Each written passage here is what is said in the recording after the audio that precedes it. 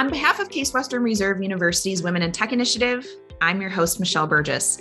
We interview women in the tech space. We learn about their roles, we learn about their career, and we learn about trends within the industry. In this segment, I'm joined by Elle Zadina, and she's a product manager at Google. Welcome, Elle. Hi, thanks for having me.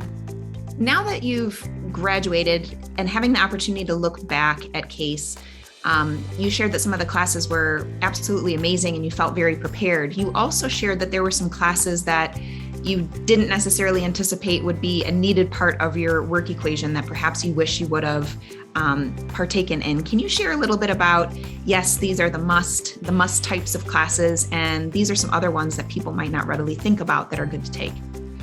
I'm so grateful for my time at Case, particularly the computer science classes. I actually started originally as a civil engineer and switched into computer science. And that first intro to Java class I took with Professor Konemaker stole my heart. It was such a blast, so fun, and the professors at Case were just amazing. I really look back longingly on those days of getting to sit in a classroom and solve problems. So in addition to the core computer science classes, when I think about my day now, I am communicating constantly. So I think that the opportunities to work with groups, to lead groups, those are things that I didn't initially anticipate would have so much correlation to my job, but they really do.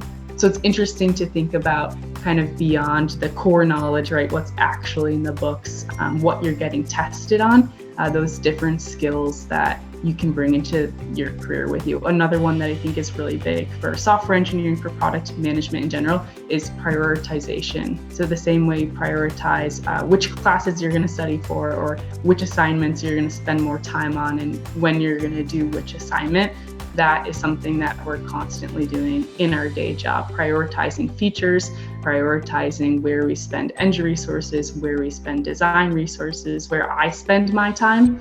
So those things that we think sometimes are not so applicable become very applicable once we make the jump from our education into the corporate world.